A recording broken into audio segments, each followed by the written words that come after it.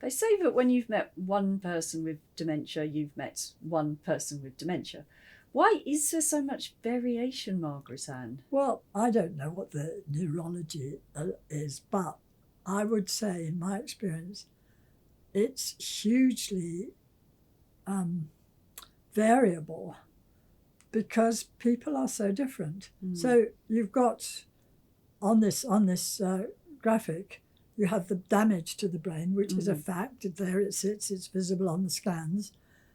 But you have how is the person reacting to that? Right. How does it make them feel? And therefore, if they feel either anxious or afraid or, well, okay, c'est la vie, or how do they behave then as a result of how they feel? Okay. And then the next question would be, how are other people reacting to them?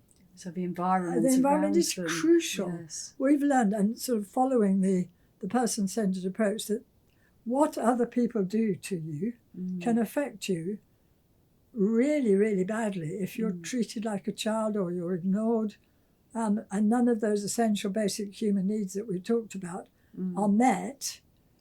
So that's a massive factor. Right. And then there's also how does the person with dementia react to being treated like this? And so the example we used of a gentleman who couldn't cope with his family gatherings and took himself off to do the washing up. And it took the daughter, who knew a lot about dementia, to realise that actually he was so keen on doing the washing up because he couldn't cope with the way the others were around him. They were obviously not managing to provide a person-centred support and non-anxious environment for him. Right. It was actually spooking him. So when you consider all those different variables, I don't think it's any wonder that people are so different. So as life experiences come into it, personality comes into it, genetics, the reactions of other people towards you, and your sort of environment, if it's noisy or too light or too dark or... Yes, okay. Exactly. I think there's so much going on. And I think this is one of the weaknesses of the medical model. It simply sees the damage to the brain. Okay. Yes. And it doesn't allow for all these other factors that are going on in a person's life. I think we do really need a holistic approach. I ask myself, what are we actually measuring when we're putting people into stages? What are we measuring? Well, what we're measuring is what they can't do. There's a scale, and then they on visit one they score 17, and then on the next visit 6 months later or a year later they only score 14. So we're measuring their loss of cognitive functioning. Yes. Wouldn't it be more interesting and helpful to measure what they can do? There are many different scales used to measure the progression of dementia. Yeah. Some of them incredibly detailed, I've seen, with subsections, and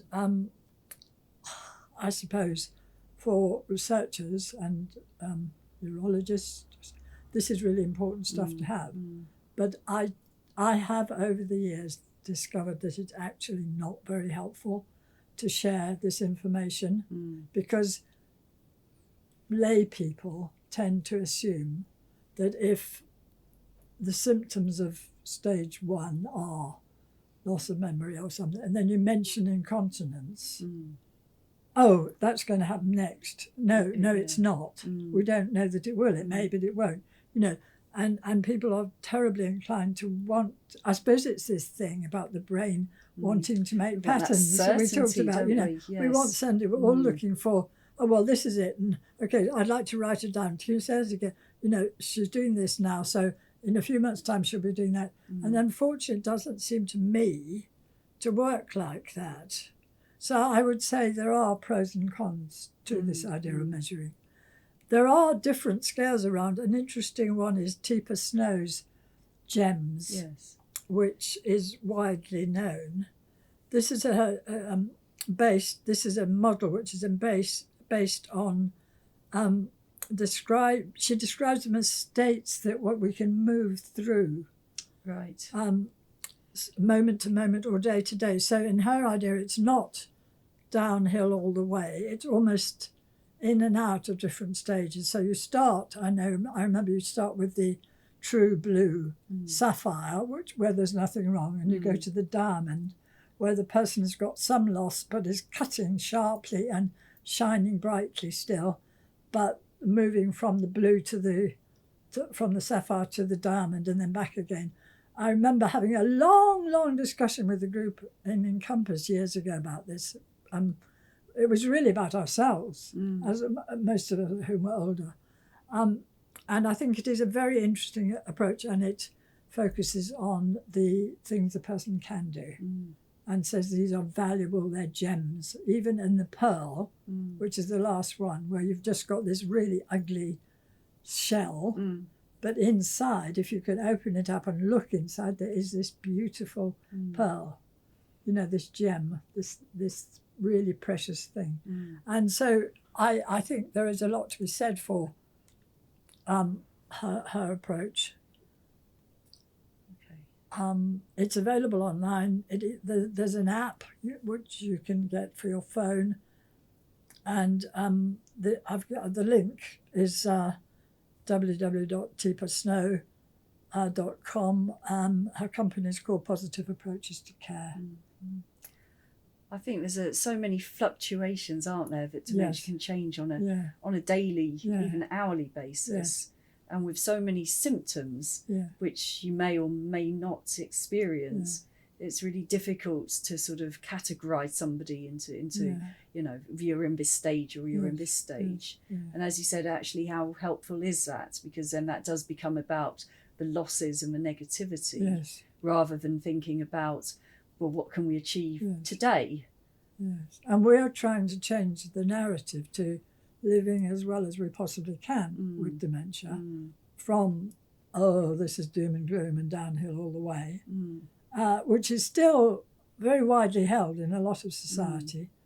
And I think it's really, really important, actually, that we do notice the difference. And so what we are more keen as an organisation on a change model, which we got from Professor Jane Tolman from the University, from the University of Tasmania. In Tasmania, and she said what's important is to focus on the needs of people. Okay. I think she talks about, doesn't she talk about retaining your independence and as a first stage? That's right, you're right. In the early stage, that what people need and what our goal should be is to keep them independent for as long as possible. And that means making changes, but it is what everybody wants, really. The person wants, and the family and supporters would want as well. When the brain cells have deteriorated to a point that independence is no longer possible, even with a lot of support, then we're looking, other considerations will have to come in, and the prime one is safety. Right, yes. So if we're at a point where somebody is leaving the cooker on or likely to leave the house at odd times of the night and be found at the other end of the village or whatever it is, or to be the victim of being robbed very easily, which is common. Then we have to put other measures in place, and then that has to be part of our working out what the person needs. And then the third stage, the late stage, in late dementia, really, as I think I said earlier, nothing is going to change anymore. The person is deteriorating, and we are providing palliative care. And the need there is for comfort. It's for comfort, yes. It's for comfort, and that's probably going to be, all the physical needs being met, but touch, love, genuine caring,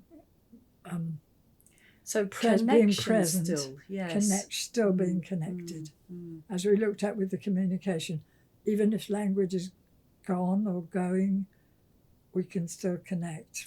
Music is a brilliant way to do this in the late stages, and our one-to-one music therapy service does that wonderfully. Yes.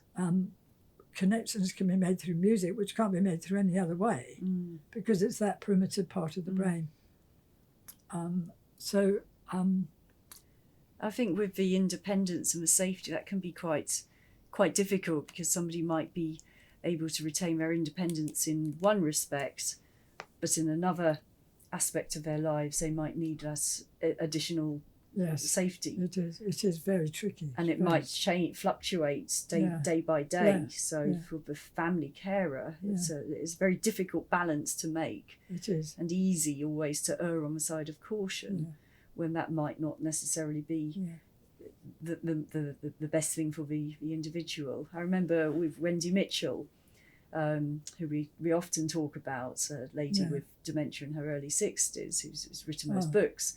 And she was saying in one of her books about, in the early stages, her daughters came to visit, and they were going out and all together, and they were fussing around her, and they were helping her put on her coat. And she was saying, why are you helping me put on my coat? If you continue to do this, I'll forget how to do it.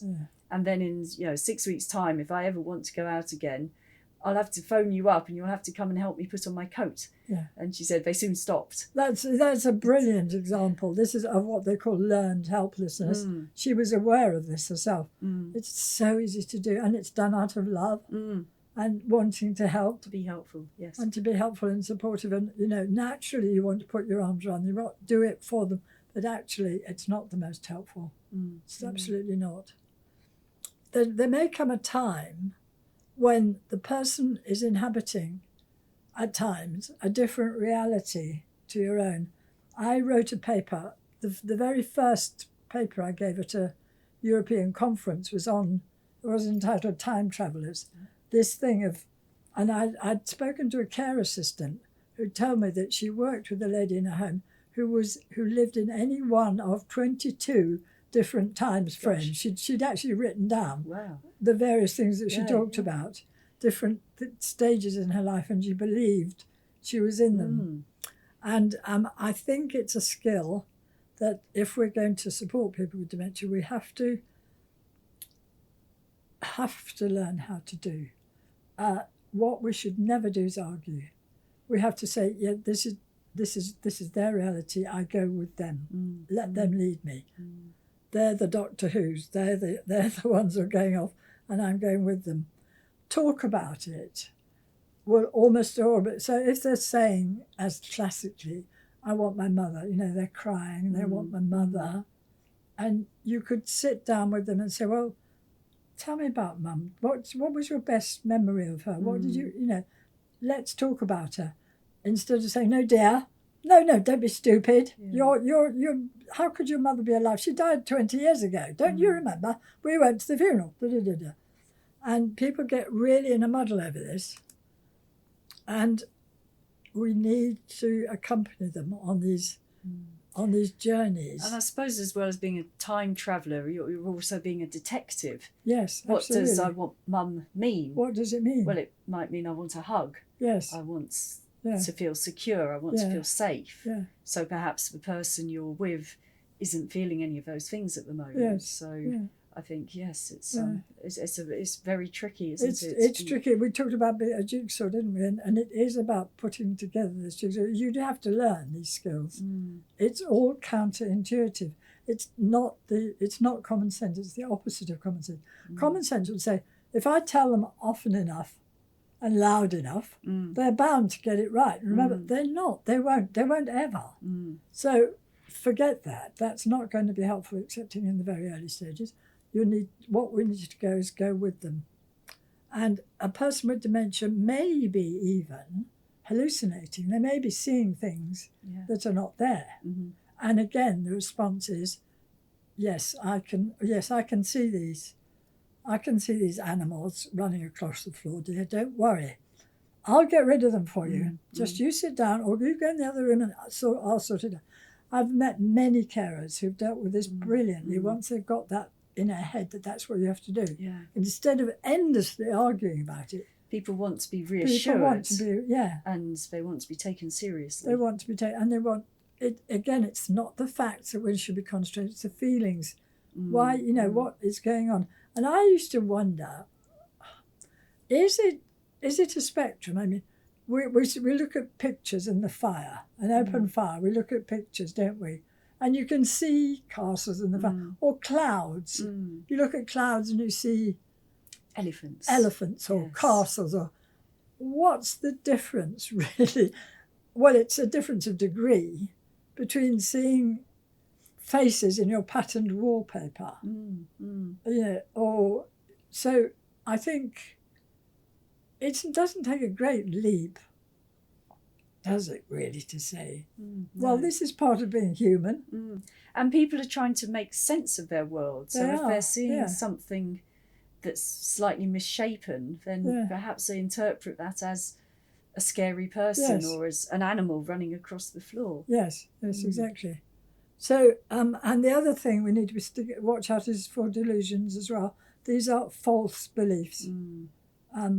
We've mentioned these in connection with the brain, but when they're actually played out in real life, they can be so difficult. The most common are that somebody's been stealing from them, or that their partner is having an affair. Right. And these carers I've talked to over the years have said, oh, for goodness sake, I'm so exhausted. How would I possibly be having an affair with anybody?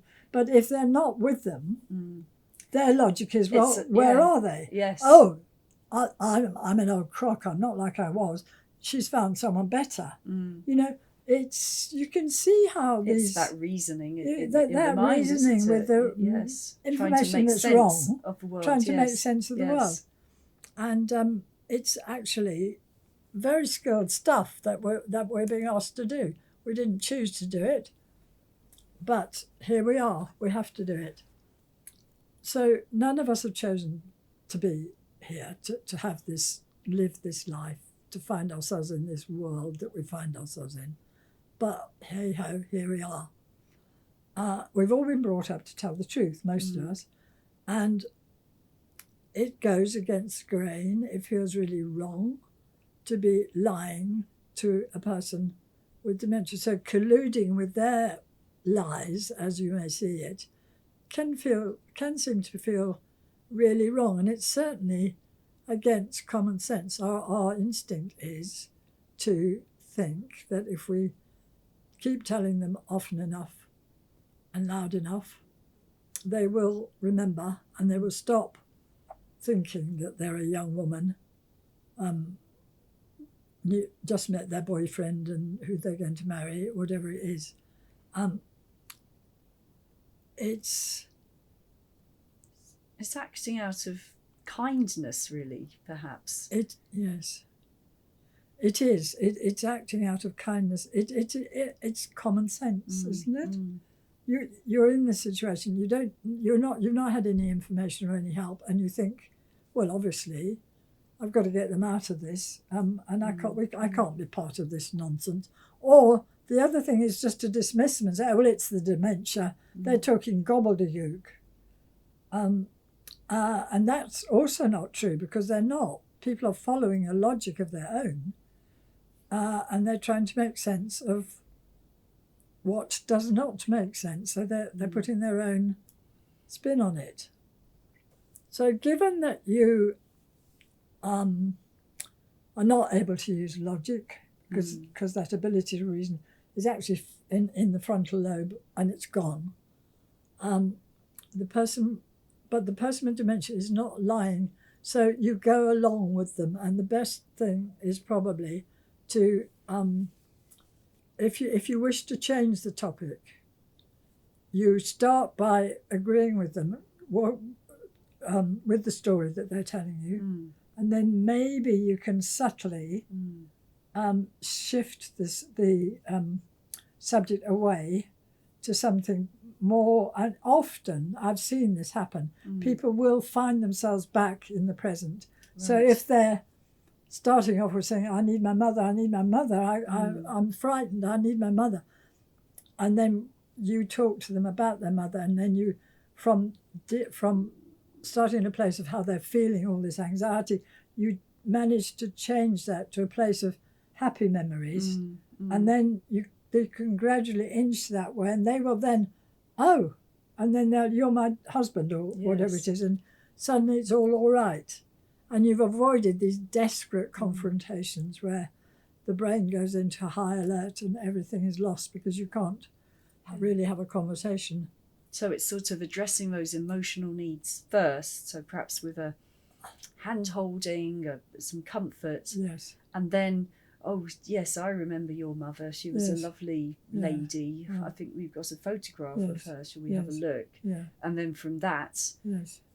then being able to move back into a bit more of the real world. Of the real world, Yes. of the present.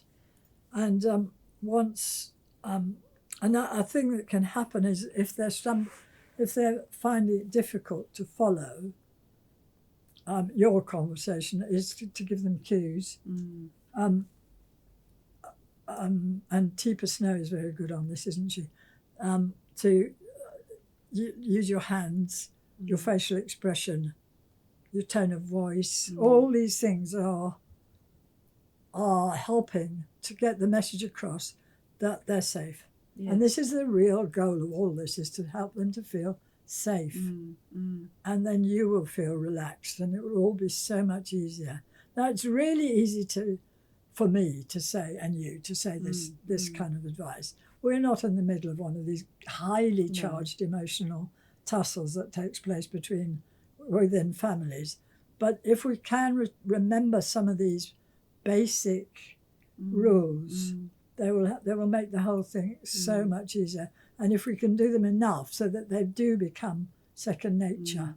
And that's why it's so important to have good information and knowledge early on, so that you can understand why some of these changes are happening, and to learn some of the skills or some of the tools for your toolkit. Yeah, this is what we were talking about in communication. It's the same message, really.